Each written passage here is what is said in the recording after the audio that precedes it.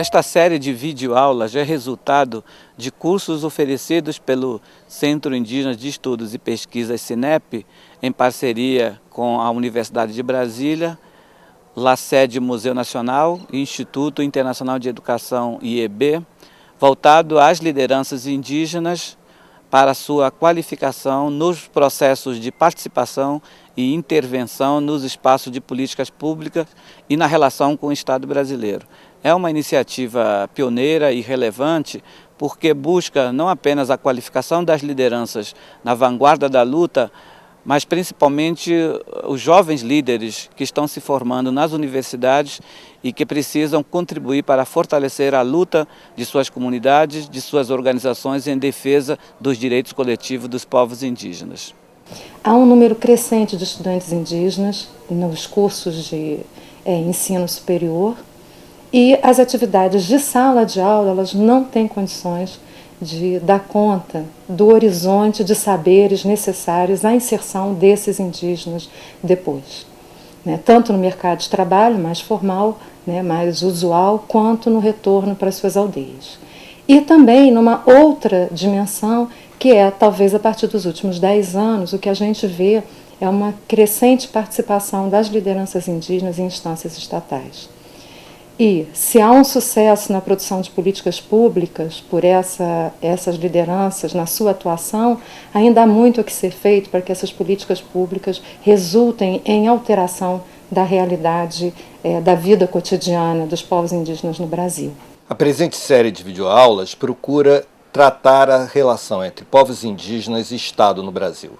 Para isso, aborda conceitos fundamentais, como o próprio conceito do Estado, conceitos relativos aos direitos, em geral, da cidadania, e em especial aos direitos indígenas, recuperando a história das relações entre povos indígenas e Estado do ângulo da tutela e da sua superação. Procura ainda mapear as políticas públicas atuais e como elas têm incidido e se relacionado com as populações indígenas. Da tutela à participação, todos esses temas estão elencados nesta série.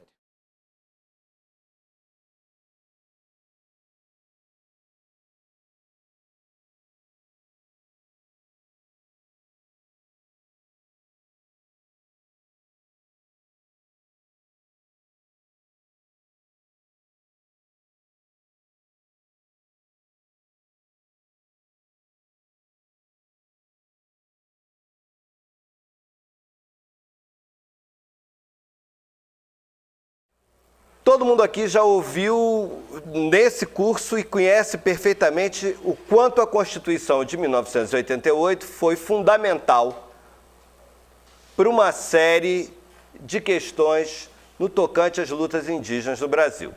Eu acho que, num plano, a Constituição foi, sem sombra de dúvidas, a mudança essencial.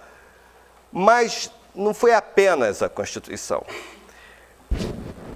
Muito do que a gente tem hoje, muito do que a gente, sobretudo, teve implantado sistematicamente a partir do governo de Fernando Henrique Cardoso, foi implantado a sopapo, de uma hora para outra, no governo Collor.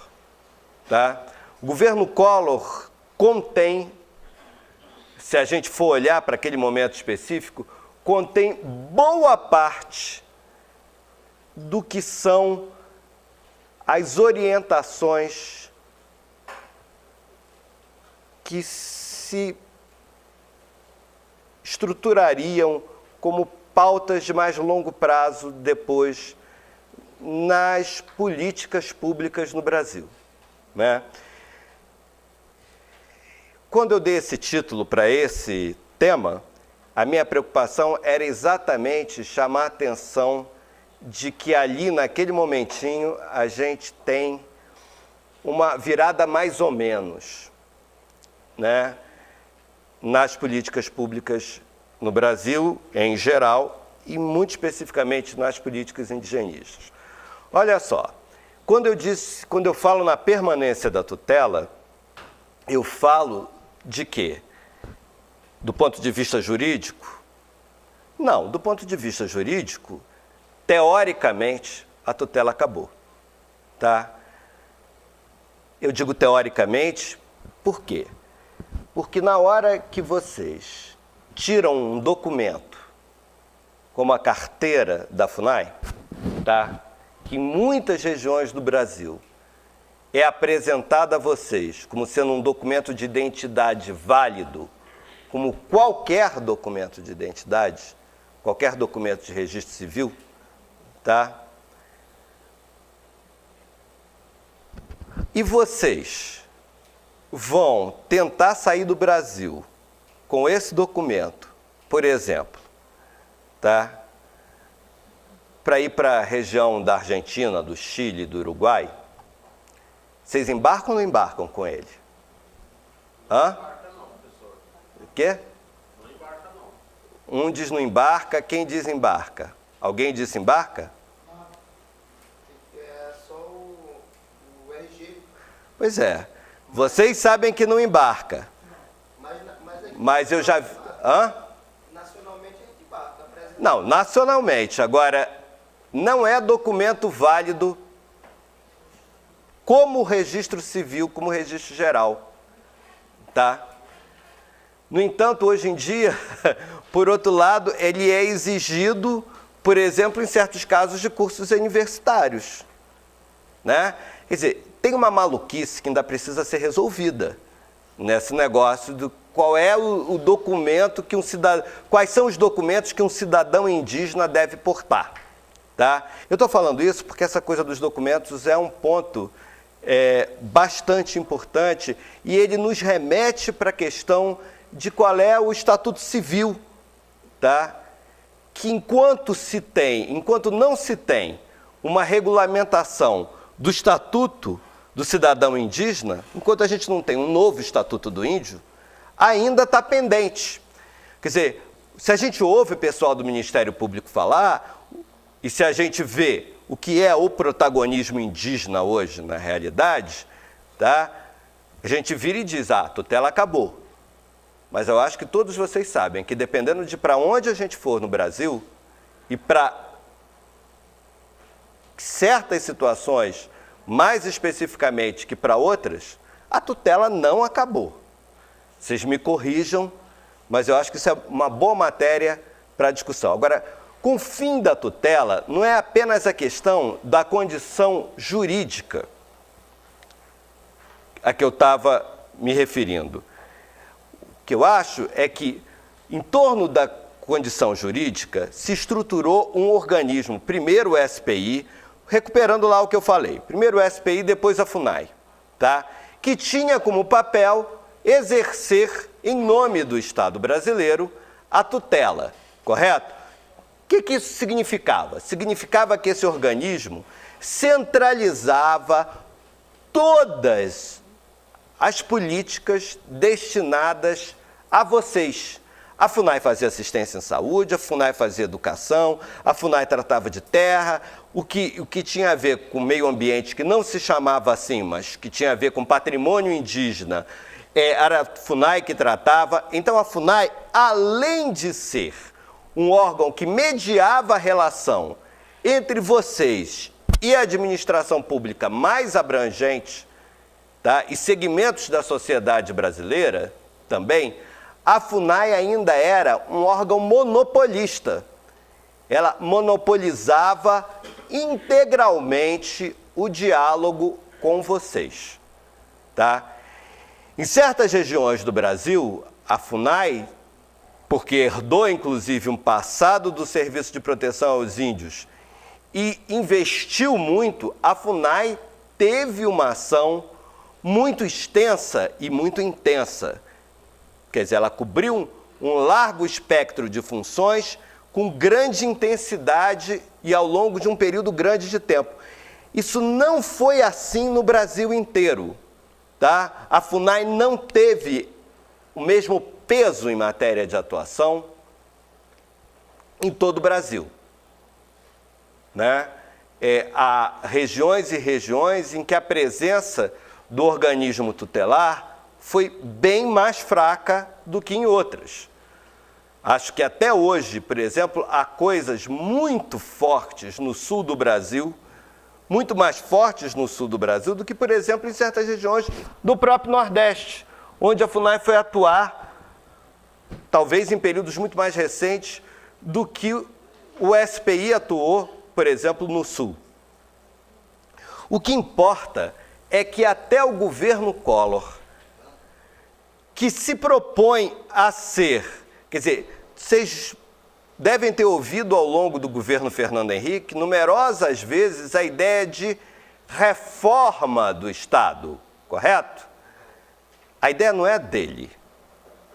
A primeira proposta de uma reforma do Estado, de redução do Estado, é uma proposta no governo Collor. Tá? E essa proposta se espalhou por uma série de coisas.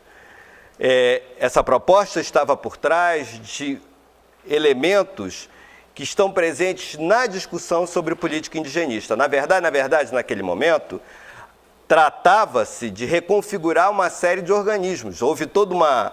Não sei se vocês lembram disso também, se vocês já estavam lá, todos vocês, bastante envolvidos na luta, para lembrar que tinha toda uma discussão naquele momento, nesse contexto de reconfigurar o Estado brasileiro, tá? Tinha toda uma discussão de para onde ia a FUNAI. Estão lembrados disso?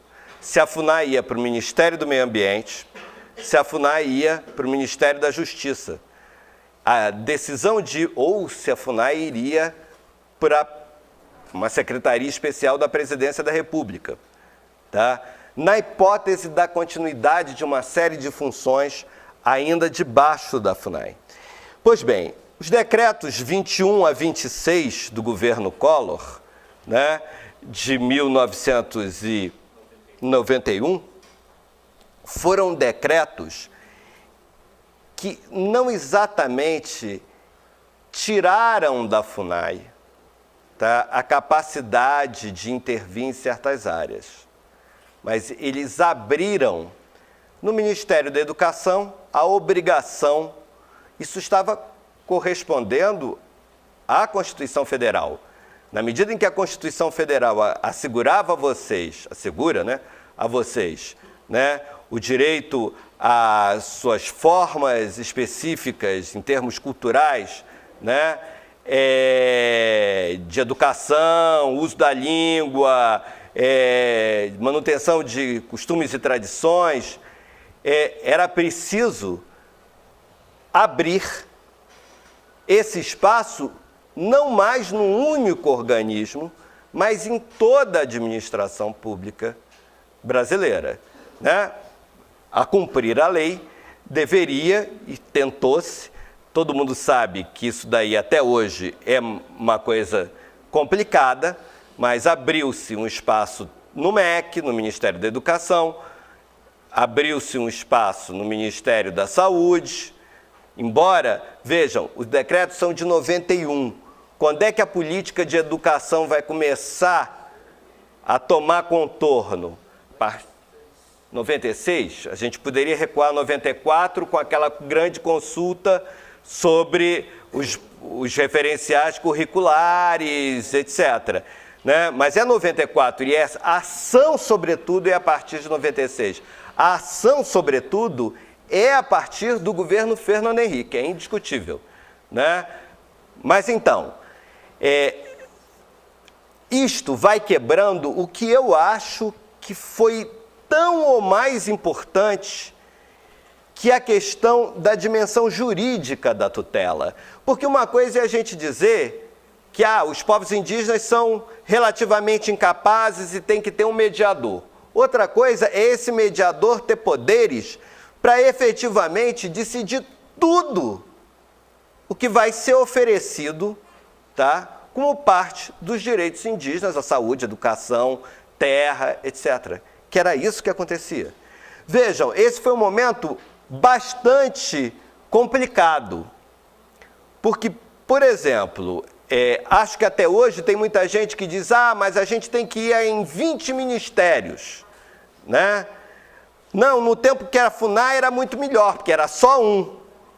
Eu já ouvi muito, vocês nunca ouviram isso? Vocês nunca discutiram isso? Não tem gente que advoga isso? Vocês próprios, certas horas, não pensaram que seria melhor ter um lugar onde se concentrasse um ministério, né? Um ministério é voltar, de certa maneira, ao mesmo perfil de um único órgão, centralizando que isto é um... O que eu acho que é mais importante até do que a questão jurídica propriamente da relativa incapacidade. Eu acho que a concentração, na verdade, quebrou-se mais a tutela, dispersando. Eu não estou dizendo que tenha sido fácil ou que esteja sendo fácil, porque eu acho que tem coisas que ainda estão se processando. A gente não tem políticas consistentes na maioria dos ministérios, que a gente vai ter... Em grande medida, isso correspondia também ao fato de que o governo Collor entrou com um sinal forte na região, na questão do meio ambiente para o cenário internacional. Né? Na verdade, boa parte dessa questão da descentralização, no caso das políticas indigenistas, passa por esta questão do investimento em meio ambiente. A gente tem 91, né, estes decretos, demarcação de terra Yanomami, tá? E a gente vai ter, no ano de 92, 90 a 92 foram períodos de preparação da Conferência das Nações Unidas para o Meio Ambiente e o Desenvolvimento, a ECO 92, onde a ação de vocês, das suas organizações, foi extremamente importante para que se tirasse uma agenda para meio ambiente no Brasil e para uma discussão planetária, né? O Rio estava cheio de representação indígena e eu acompanhei muito da preparação. Neste período anterior, nesse período dos anos de 90, 91, se preparava também já as bases do Programa Piloto para as Florestas Tropicais do Brasil, PPG-7, e se preparava as bases do seu componente indígena, que é o Programa para a Proteção das Terras e Populações, é isso? Eu sempre troco a ordem, da Amazônia Legal, PPTAL. Não, é Programa de Proteção, Povos e Terras da Amazônia Legal. Dos 7 grandes financiadores, predominou um. Qual? Isto. Foi exatamente o dinheiro alemão e a cooperação técnica alemã, a agência, a Sociedade Alemã para a Cooperação Técnica, a GTZ, né, que tomaram a dianteira deste grande projeto, que foi um grande desafio. A GTZ tinha uma grande experiência de trabalho com populações indígenas já nesse momento na região dos Andes, mas não tinha nenhuma experiência com regulamentação de terras. Voltando aonde eu estava, esse período todo aí de 90, sobretudo do ano de 91, foi um período que, por uma série de articulações, o PPTAL foi sendo delineado. Vejam, a ideia do PPTAL não era apenas uma intervenção na região da Amazônia Legal, tá? No tocante à terra. Havia um componente do PPG-7, do PPTAL, que era um componente voltado para a reestruturação da FUNAI. Componente esse que não saiu do papel, tá? Talvez esteja se tentando exumá-lo agora, né? Mas naquele momento ele não saiu do papel. Era um componente que deveria pegar e reestruturar uma série de consultorias, dinheiro para refazer plano de carreira, dinheiro para reconceituar formas de ação da FUNAI nas diferentes áreas, para que a FUNAI se especializasse naquilo que, após esses decretos todos, ficou sendo como sua área privilegiada. O quê? Terra, tá? E meio ambiente. Poderia ser também uma assessoria jurídica a vocês, povos indígenas, mas isso nunca foi devidamente configurado lá dentro. A FUNAI até hoje é um pouquinho de cada coisa. talvez menos de saúde, né? Saúde talvez tenha sido a área que mais saiu efetivamente de dentro da FUNAI. Ora, essa preparação, eu assisti aqui em dezembro de 1991 um seminário em Brasília, realizado ali naquela coisa Israel Pinheiro, eu acho, né? Eu não sei se você lembra disso. Um seminário aqui em Brasília, que era um seminário, era a gestão do Sidney Possuelo, já tinha havido, ou estava em curso, a demarcação Yanomami, tá? Já estava em preparação a KINUMAD, a ECO 92, e todos os acertos para a montagem do PPTAL também já estavam em curso. Esse seminário foi um momento, digamos, público, onde algumas dessas articulações começaram a aparecer. Qual era a história desse seminário? Esse seminário era um seminário que pretendia tirar novas direções para procedimentos demarcatórios de terra e para uma política de demarcação de terras indígenas de forma distinta que a anterior, tá? Nesse seminário tinha FUNAI, tinha ONGs, tinha uma série de setores outros do Estado brasileiro, e aqui e ali tinha cooperação internacional assistindo, tá?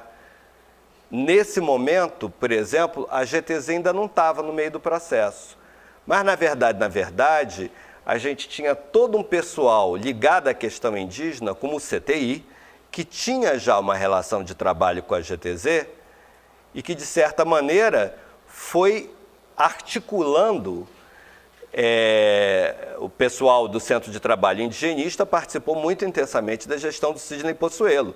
Tanto é que depois o Sidney Possuelo foi trabalhar no CTI durante muito tempo, tá? Quando saiu da FUNAI, né?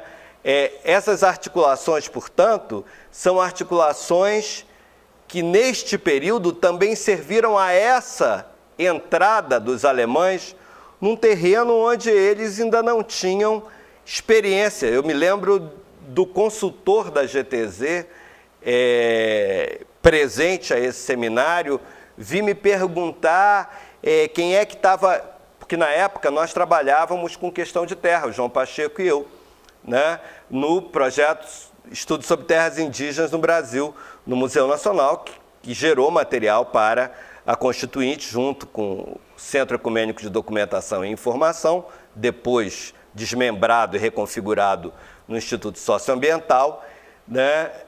E eu estava no seminário para falar das deficiências técnicas da FUNAI no tocante à demarcação de terras indígenas. Na verdade, o que tinha em questão naquele seminário? A FUNAI dizia que ela era capaz de fazer sozinha toda a demarcação e o circuito de ONGs e organizações de movimentos indígenas dizia, olha, a FUNAI sozinha, se fizer, vai fazer mal feito. Tem que ter participação indígena, tem que ter presença de outros que conheçam melhor. É preciso que os antropólogos que conhecem os grupos possam trabalhar, é preciso que, efetivamente, os índios não sejam mais simplesmente atores passivos dos processos de demarcação de terra ou coadjuvantes colocados em posições subalternas. Porque quem conhece os territórios melhor do que os indígenas não tem. Anos depois, num desses livros que vocês receberam, eu acho que em CD, foi isso, Enio? Tá, traz 3 livrinhos que eu tinha falado. No livro azul tem um texto do João Pacheco e do Marcelo Piedrafita Iglesias sobre o processo sobre o que é a demarcação participativa, tá? Implantada pelo PPTAL. Que mudanças o PPTAL estabeleceria? Ora, tudo isso só foi possível. Por quê? Porque o PPTAL é uma complicação. Todos, eu não sei o quanto vocês sabem. Ele é um projeto do meio ambiente, do Ministério do Meio Ambiente, dentro da FUNAI, que é do Ministério da Justiça. Vocês tinham isso claro? O dinheiro é do meio ambiente. Sabia que o dinheiro vinha do meio ambiente. O dinheiro é do Ministério do Meio Ambiente. Tá?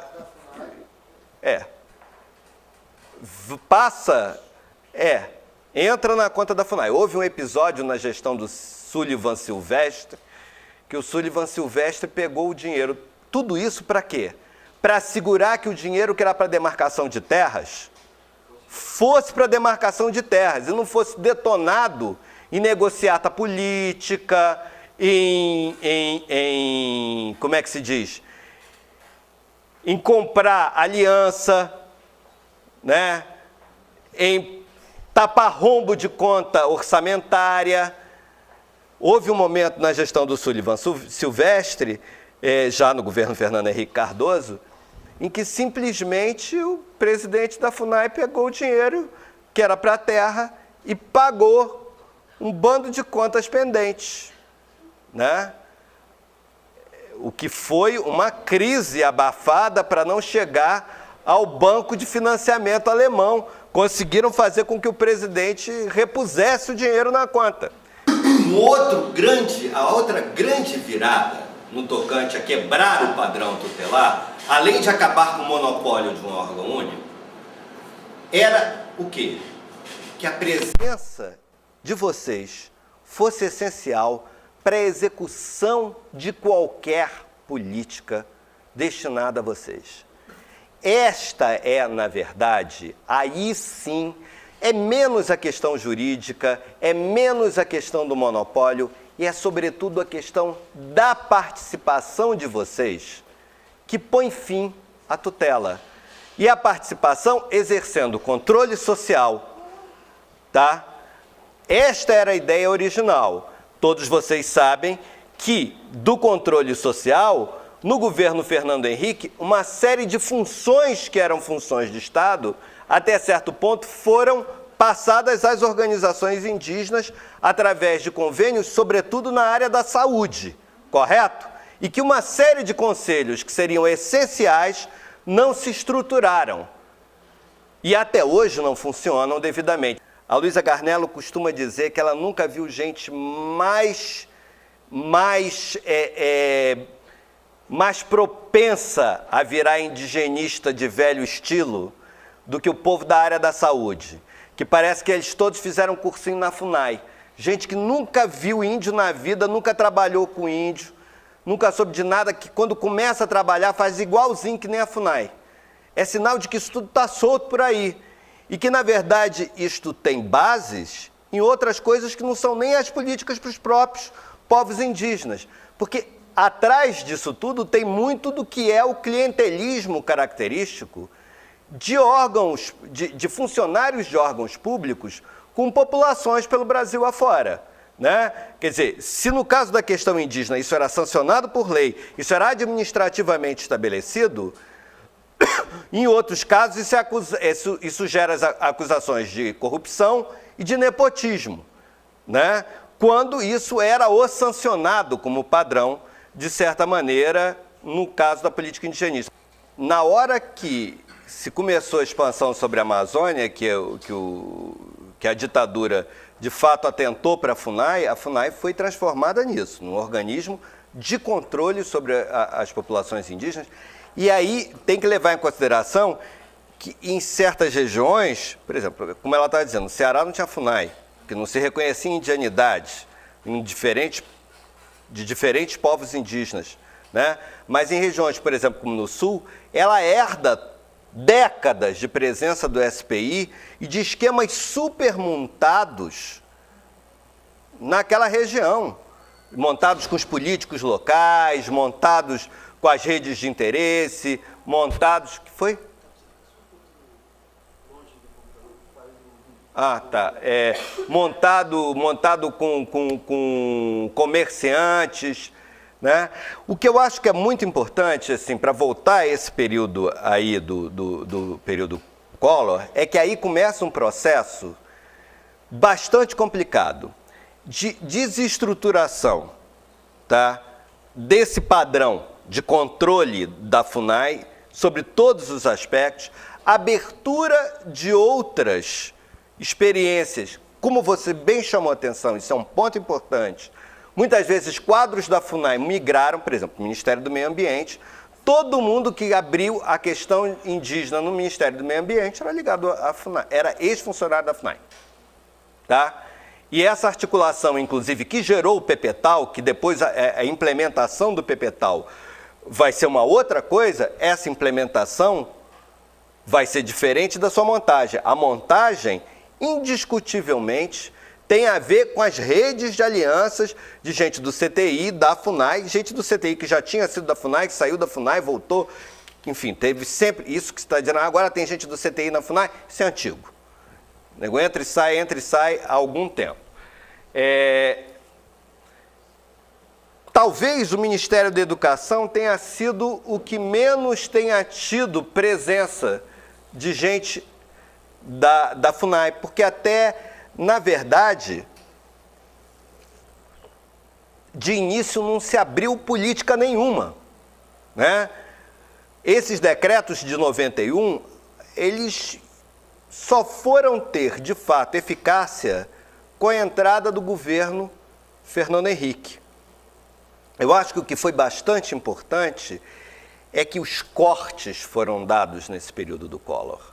E foram retirados os recursos. Tá? A dotação orçamentária da FUNAI caiu muito nesse período.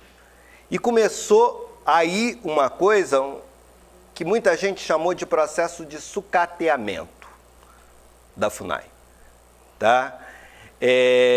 A questão é um pouco mais complicada, porque este chamado processo de sucateamento da FUNAI, que teria a ver com a retirada de fundos para políticas específicas e retirada das atribuições da FUNAI, tá? Ele não se deu, eu estou aqui bem do lado do gravador, né? Não houve capacitação para o trabalho na parte de educação, tá? E toda a entrada da cooperação técnica internacional na área de terra e meio ambiente, com tudo que deu de curso de capacitação, não deu a vocês uma formação mais sólida, tá? Porque era só cursinho para gerenciar projeto, cursinho para não dar rombo financeiro em doaçãozinha de projeto. Sucateamento, morta-viva, cachorro morto, é tudo frase que está lá. Agora, não é, né? Porque ela está aí, ela continua a existir, ela continua tendo os Denisvaldos que estão por aí afora pelo Brasil dizendo que você pode isso, não pode aquilo. A estrutura fixa de um órgão é muito custosa, porque cada salário custa seu dobro em matéria de recursos. Vocês estão sabendo da medida provisória que está propondo a criação de 3.100 novos cargos administrativos na FUNAI, com uma revisão do patamar salarial desses cargos.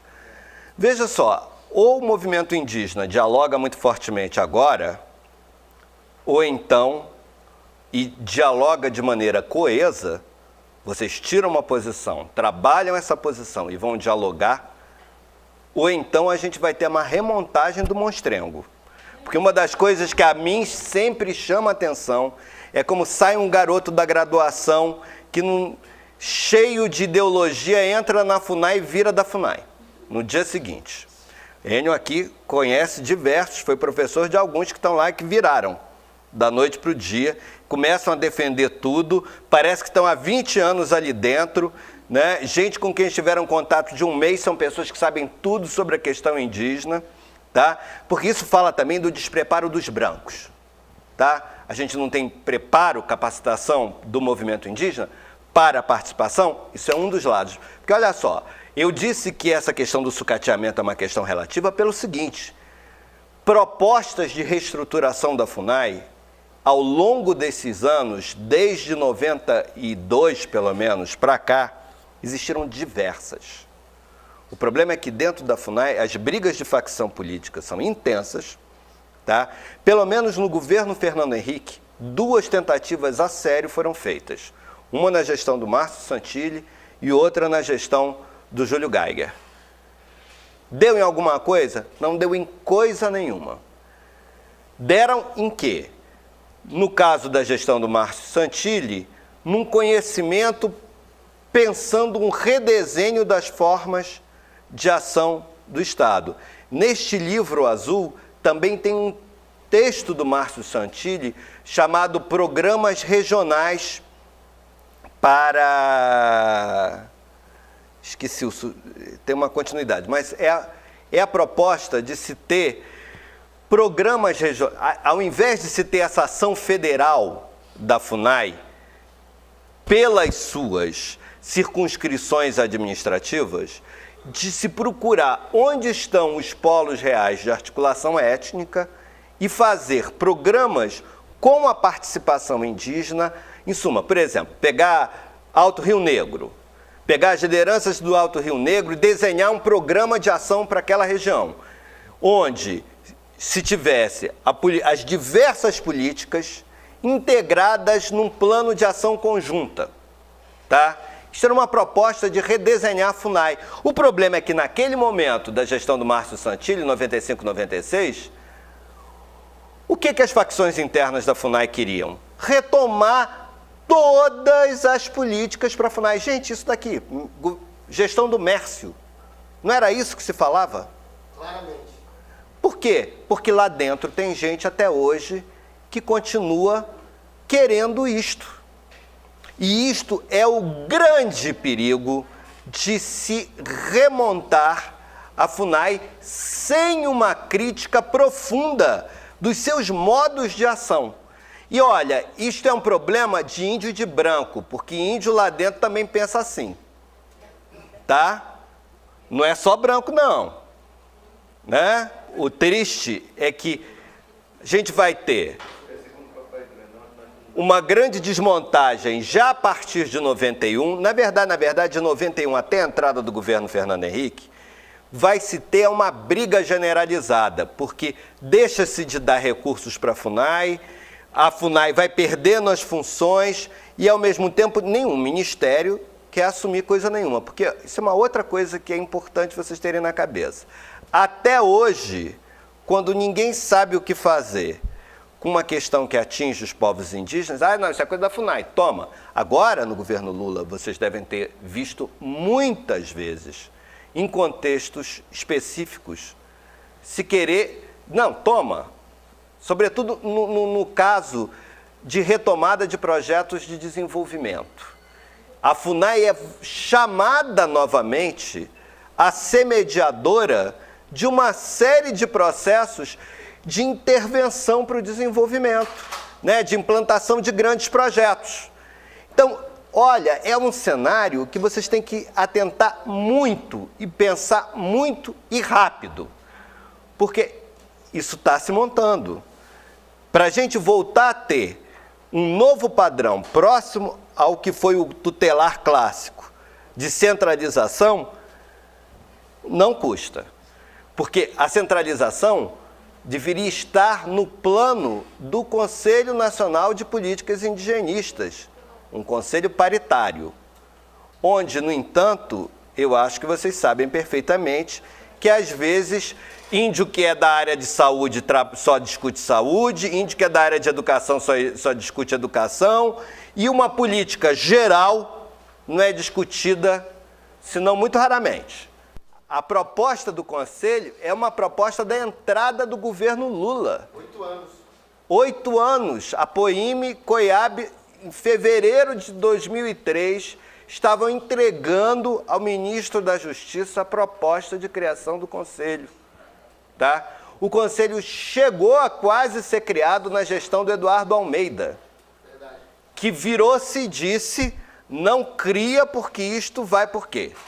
Estava como presidente da FUNAI e também achava que ia dar jeito, que as pessoas sobem nos cargos e piram na batatinha, né? Ficam completamente malucos. Então, o cargo de presidente da FUNAI, acho que o Márcio até está indo bem, até ainda não demonstrou sinais de loucura dessa natureza. Pelo menos não que eu conheça. É verdade. Ainda está...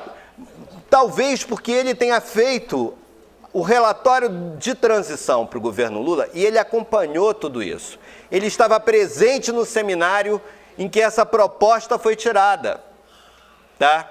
Lá no Rio de Janeiro, no Museu Nacional. Ele estava presente a isso, ele assistiu tudo isso, ele botou tudo isso em relatório. E nada disso foi feito, né? Porque a verdade é esta. Quer dizer, depois de não sei quanto tempo saiu a comissão para preparar o conselho, mas ainda muito aquém do que é a proposta do conselho, né?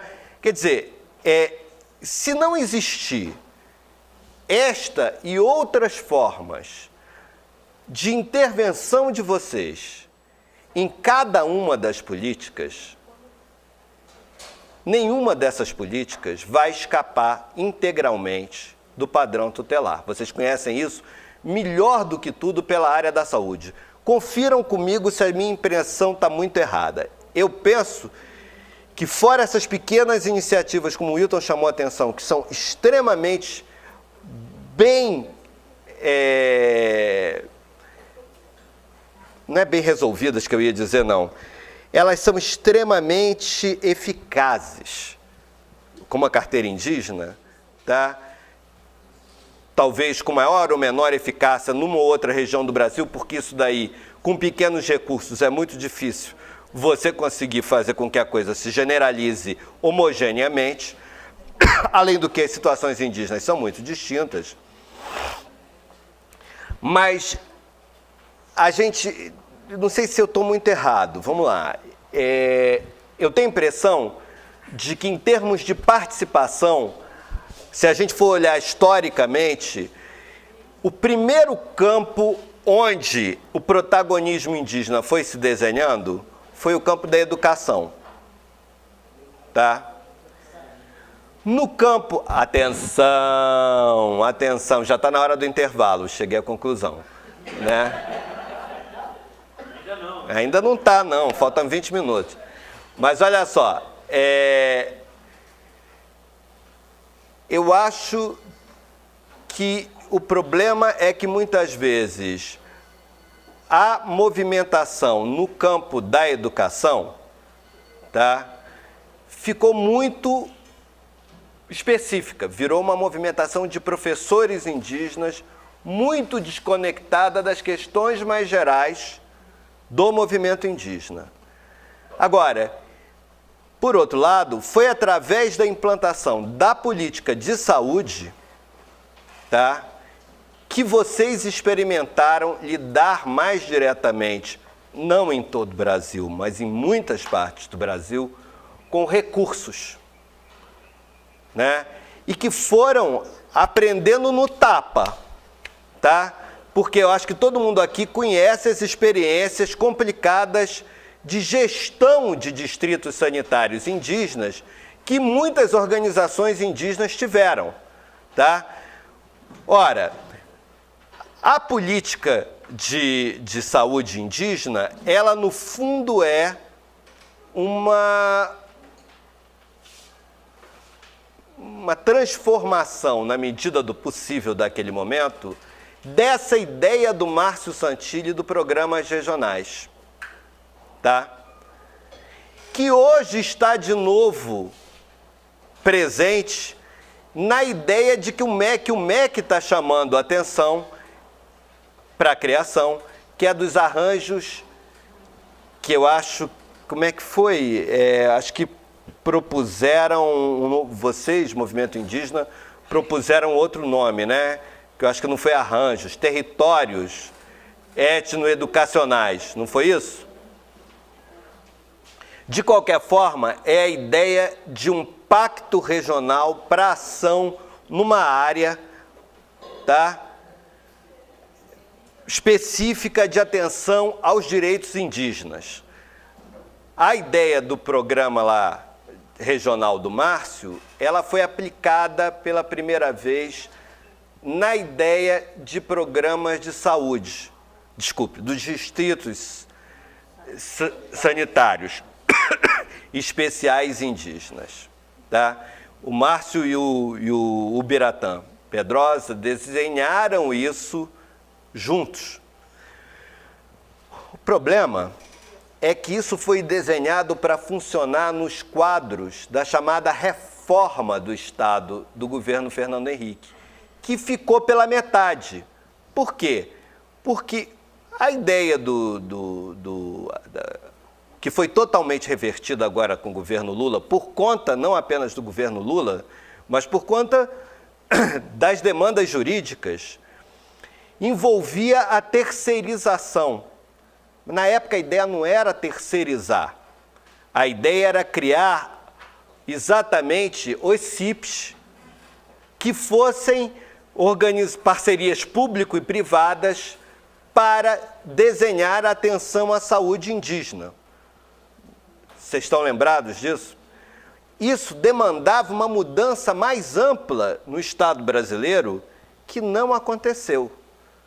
E aí ficou esse quadro de ter um mapa em termos de saúde completamente diferente. Nordeste, basicamente, via município, correto?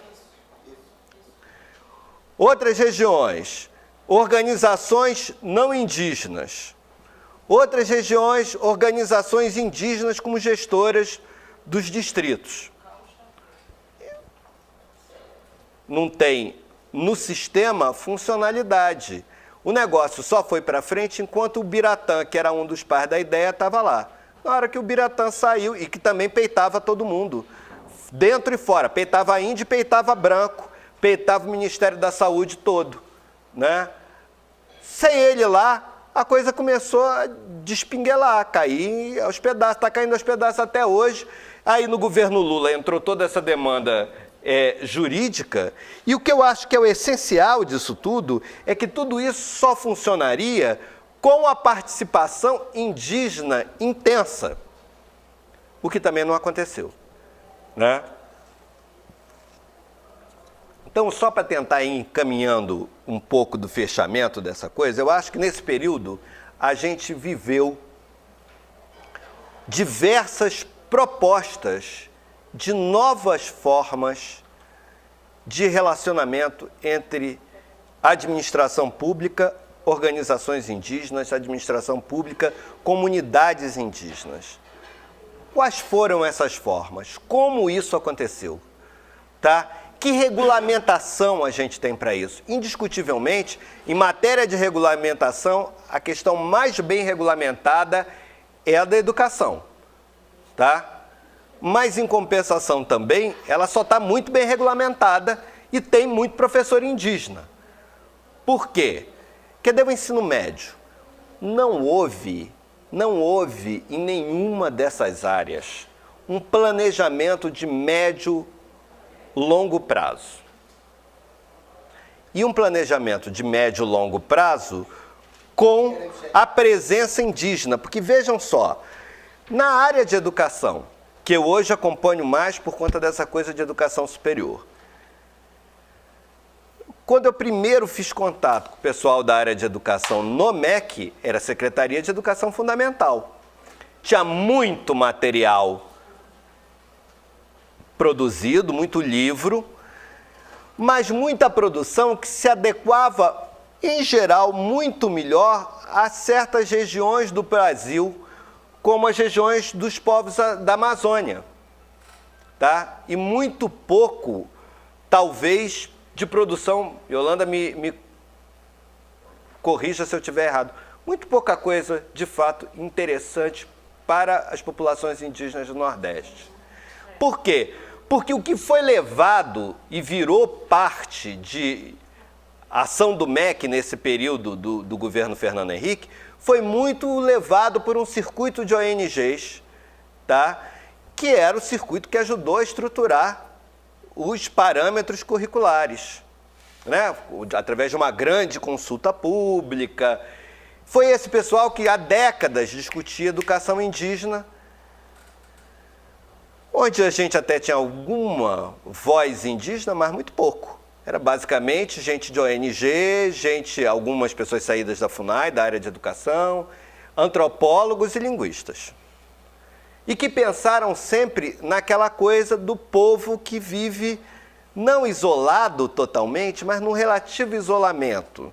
E pensaram que a educação ia ser o principal vetor de manutenção das tradições culturais do povo, mas não pensaram, por exemplo, que vocês podiam querer aprender muita coisa da sociedade e do funcionamento da sociedade brasileira. Porque esse pessoal não pensava assim. Até aprendeu a pensar de um tempo para cá, mas não pensava. Se postulou a participação, se propôs que os índios participassem, e ninguém pensou em como os índios poderiam participar em pé de igualdade, porque em pé de igualdade tem que conhecer as coisas. Vocês foram empurrados para dentro de uma série de conselhos, comissões, e foram se virando, tá?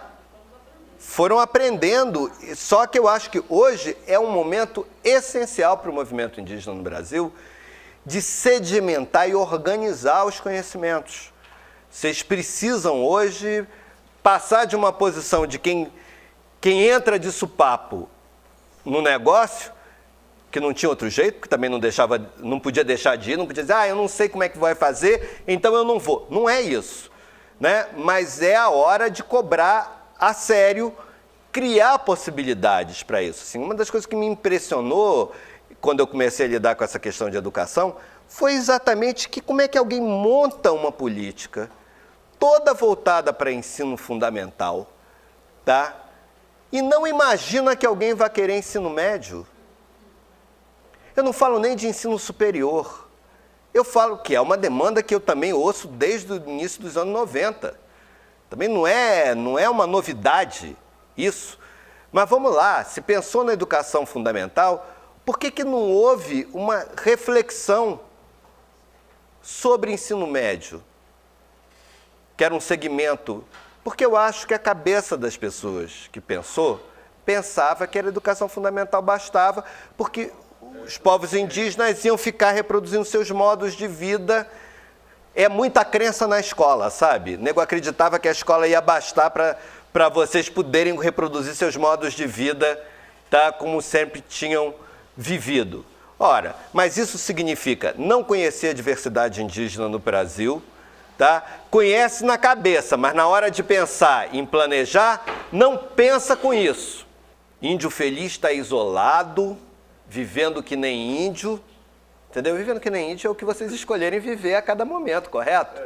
Né? Mas não, é a visão do branco do que deva ser o modo de vida fechado, de preferência murado. Não estou dizendo, tinha gente, vocês já ouviram essa história, tinha gente que queria transferir tudo quanto é índio do Brasil para o Xingu, entendeu? E cercar o parque. É verdade, isso não é maluquice, não. Enio, paramos agora? Não? Mais 5 minutos? Tá. Olhem só, eu sei que está um tanto ou quanto descozido, porque o que eu estou querendo mesmo hoje é levantar problemas. Porque eu acho o seguinte, vocês sabem muito mais coisa assistematicamente, tá? Sobre cada uma dessas políticas. Eu acho que nesse curso não tem tempo para ajudar a sistematizar cada um dos conhecimentos para cada uma das políticas. Então, o que eu queria era levantar exatamente essa questão do que o quanto se avançou e o quanto não se avançou em matéria de rompimento com a tutela e de estabelecimento, de fato, de políticas que tenham a ver com as demandas indígenas reais. A minha proposta, portanto, é que nessa segunda fase, vocês tentem construir mapas por região de cada política. Porque eu acho que se vocês tivessem espaço sistematicamente na vida de vocês para organizar isso e para planejar, talvez com mais facilidade vocês conseguiriam impor em certas regiões o desenho que vocês querem, tá?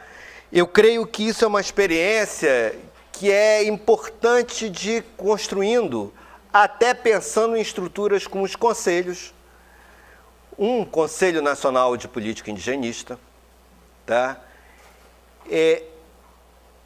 E assim, se a ideia do Cinep é ser um centro indígena de estudos e pesquisas, é importante que o Cinep comece a estimular a sedimentação de diagnósticos produzidos pelos próprios indígenas de cada uma dessas áreas de desafio que vocês têm na vida cotidiana.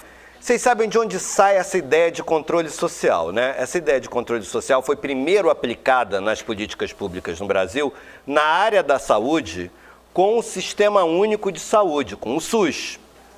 Essa montagem que a gente tem hoje de numerosas políticas públicas participativas, com conferências, conselhos, etc., comissões, isso é uma montagem que pela primeira vez... Você ia falar alguma coisa, hein? Pela primeira vez foi implantada no Brasil com o Sistema Único de Saúde, que guarda, vocês sabem, um problema de contradição aí com a implantação do subsistema de saúde indígena, já que toda a ideia do Sistema Único de Saúde é fazer isso funcionar através dos municípios. Agora, vejam só, todo mundo também sabe que a cadeia lá, tudo de ponta cabeça nesse país, todo mundo sabe que o município que vai ser a base de ação das políticas, por outro lado, ele também é a base das formas pelas quais os deputados e senadores conseguem se eleger, correto? Porque os governadores, até certo ponto, mas na verdade, o prefeito, quando vai procurar dinheiro, ele vai procurar o quê? Na mão do governador? Não, o prefeito vem a Brasília procurar o deputado que ele ajudou a eleger, para conseguir uma emenda parlamentar que vai jogar dinheiro no município dele. Então, o SUS foi montado fingindo que o Brasil não funciona assim. E que é por isso que a gente agora está vivendo um dos momentos, de 2 em 2 anos o Brasil para, né? Tem um surto, que chama-se eleição.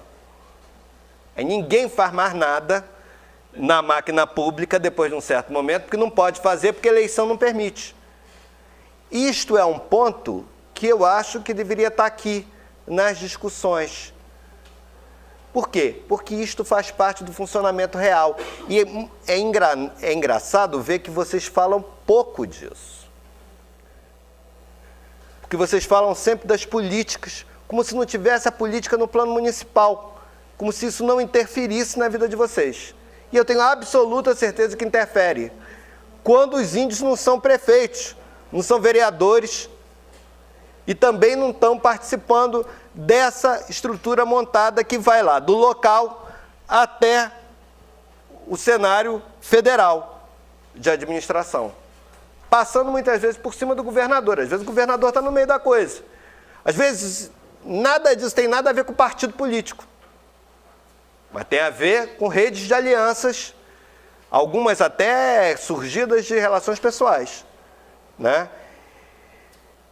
Veja, por sua vez, muitas vezes o prefeito, ao conseguir um recurso, vai lá e faz o quê? Obra, né? Porque no Brasil... Ou festa. De qualquer maneira, vai dinheiro para a mão de alguém. Hã? Vai dinheiro para a mão de alguém. Correto? Vai dinheiro para a mão de alguém que financia em última instância, depois esse dinheiro volta financiando campanha. E por aí vai, tá? Olhe, será que um pouco nesse cruzamento entre a ideia de participação e essa forma pela qual as eleições e o voto se dá no Brasil, está um pouco das encruzilhadas das políticas públicas no Brasil, das reais encruzilhadas? Tá? Será que a gente não tem que pensar um pouco? Porque, assim, muitas vezes, o que está por trás também da defesa de uma série de coisas que são características do modelo tutelar? A ideia de que, e é verdade, que os problemas, que assim, qualquer questão indígena no plano municipal e local é mais difícil de resolver do que no plano federal, correto? Isso é uma coisa que todo mundo acha. Mas, por outro lado, se não se resolver de alguma maneira, uma maneira de agir no plano local, uma série de questões também da vida dos povos indígenas não vai ser resolvida. O tempo todo, o que a FUNAI oferecia? A ideia de que ela ia intervir de baixo para cima no plano local, tá? E ela ia fazer e acontecer. Ela vendeu essa imagem durante décadas. Na verdade, ninguém faz e acontece integralmente desconectado do local do municipal. Aí está um problema que precisa ser pensado, né? E por onde a questão das candidaturas indígenas é muito importante de ser computada. Sabe o que tem por trás da história da carteira da FUNAI? Quem tem o poder de identificar vocês como índios? Isso é muito, muito, muito sério, porque não tem nenhuma lei que diga índio é, correto? Nem a Constituição faz isso. Então, portanto, no cotidiano, isso sempre ficou na mão da administração pública. Agora tem a Convenção 169 que diz índio é quem diz que é índio e é reconhecido por uma coletividade. Se vocês não levam esse princípio adiante, vocês vão continuar tendo quem diga se vocês são, se não são. Porque a FUNAI dá carta para vocês entrarem para a universidade, dependendo da universidade, dá carta para não sei o quê, dá carta para não sei o que lá. Enquanto existir esse poder de definir quem é... Não, é o poder de definir, enquanto se ao outorgar o poder de definir quem é índio a um organismo da administração pública do Brasil e não aos próprios povos indígenas, a gente não terá, ao fim e ao cabo, na realidade, o famoso protagonismo indígena que tanto se fala. Como é que alguém pode ser protagonista se alguém é que vai dizer ele não pode ser protagonista porque ele não é índio? A minha preocupação hoje era chamar atenção para vocês, primeiro, né, de um quadro pré-Constituição de 1988, tá?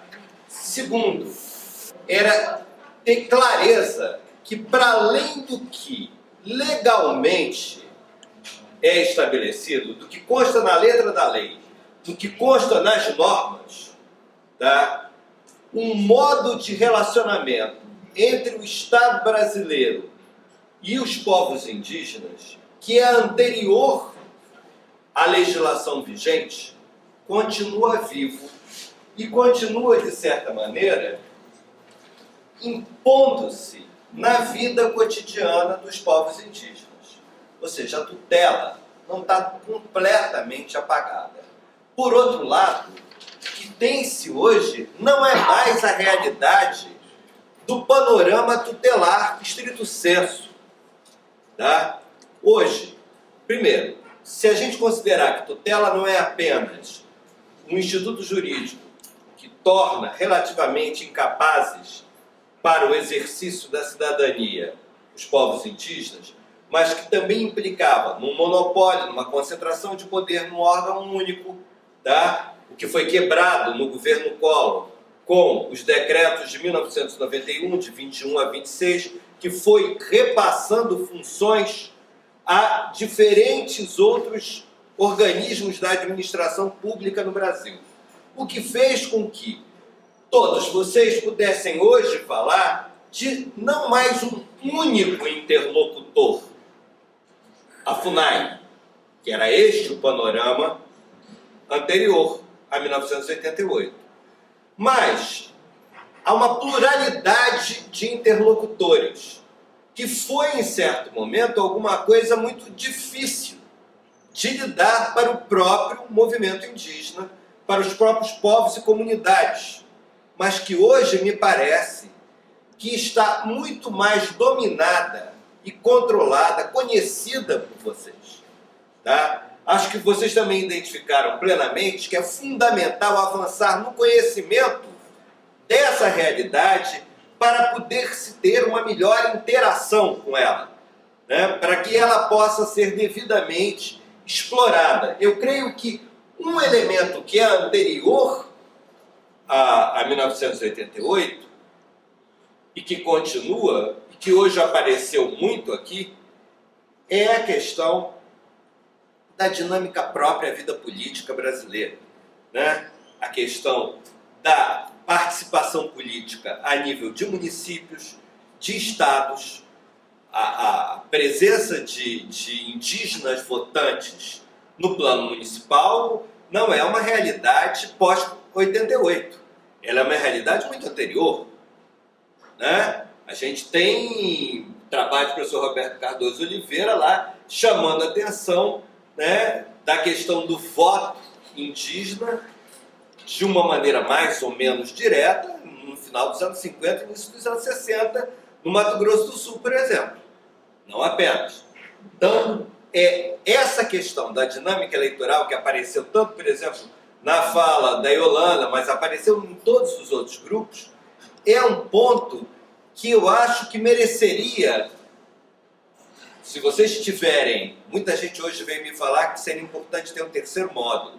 Isso é bacana porque significa que vocês já estão aproveitando muito bem os dois e que estão vendo a necessidade de um terceiro como uma necessidade importante. É sinal de que o curso está se tornando, está se fazendo de fato interessante para vocês como espaço de discussão, como espaço de reflexão, e vocês estão enxergando um outro momento. Se, por exemplo, esse outro momento for um momento pensado, um momento para se refletir sobre a dinâmica operacional do próprio Estado brasileiro, é fundamental pegar toda esse procedimento que passa pela eleição, né, para vereadores, deputados, governadores, prefeitos, etc., né? E recuperar até certo ponto também a experiência indígena nesses casos. Eu diria para vocês que além de se ter novos interlocutores, já estou acabando,